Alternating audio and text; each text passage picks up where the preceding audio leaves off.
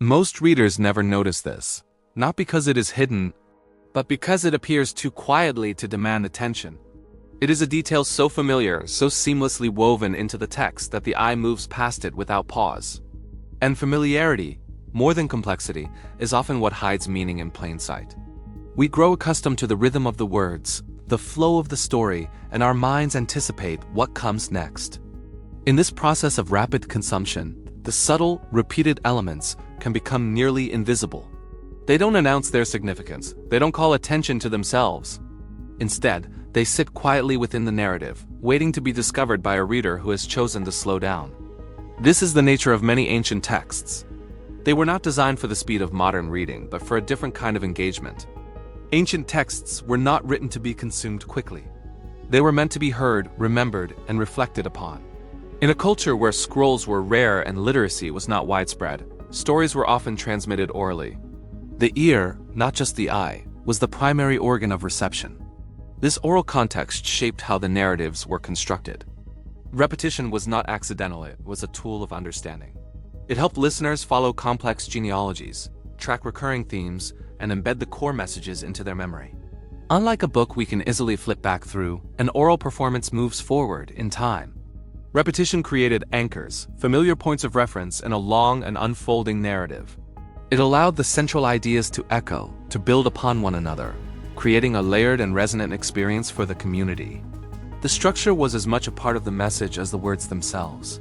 There are moments in scripture where a small narrative detail quietly repeats, not emphasized, not explained, simply present, again and again.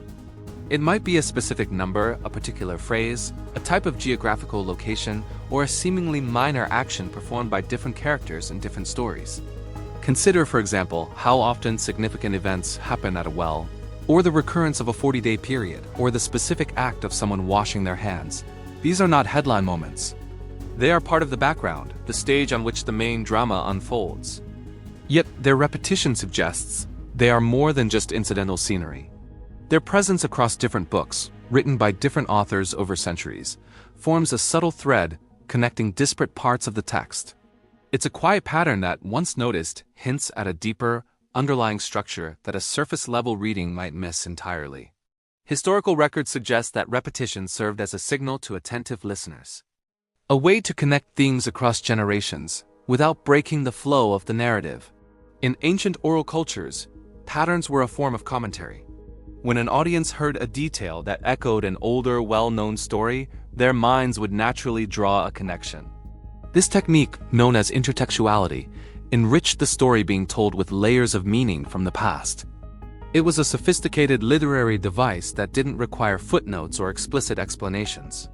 The repetition itself was the guide.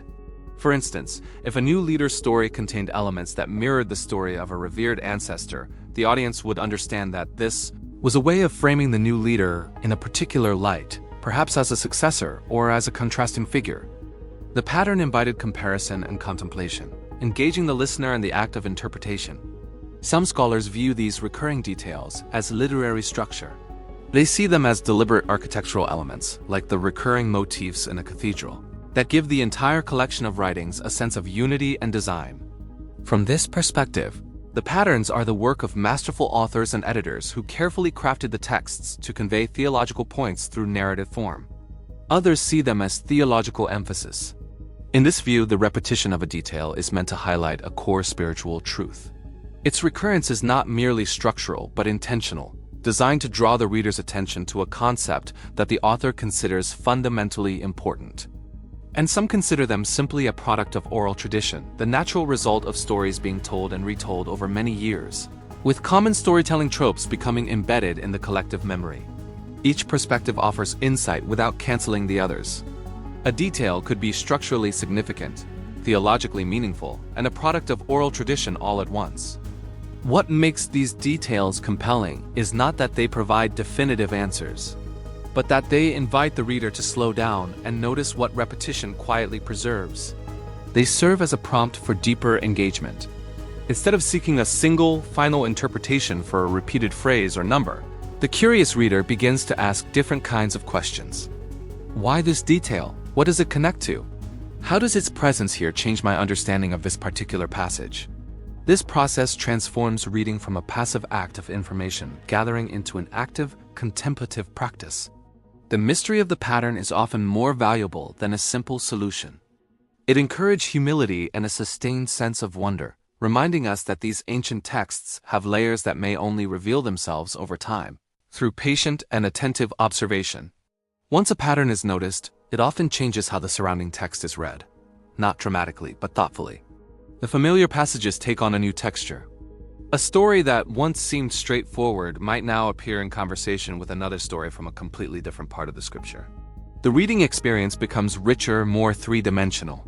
It's like listening to a piece of music for the 10th time and suddenly hearing a subtle harmony or counter-melody that was always there, but previously unheard. The melody itself hasn't changed, but your perception of it has deepened. This newfound awareness doesn't necessarily alter the core message, but it enhances it, adding nuance and revealing the intricate artistry woven into the fabric of the text. If reflections like this resonate with you, consider subscribing to continue exploring these patterns together. Our journey is not about finding definitive answers, but about cultivating a more observant and thoughtful approach to these ancient narratives. By exploring the quiet details, we can enrich our understanding and appreciate the depth that lies just beneath the surface. We'll continue to look at the subtle threads that connect these texts, considering different perspectives and encouraging a sense of wonder. Thank you for joining this exploration. What small detail do you think readers often move past too quickly?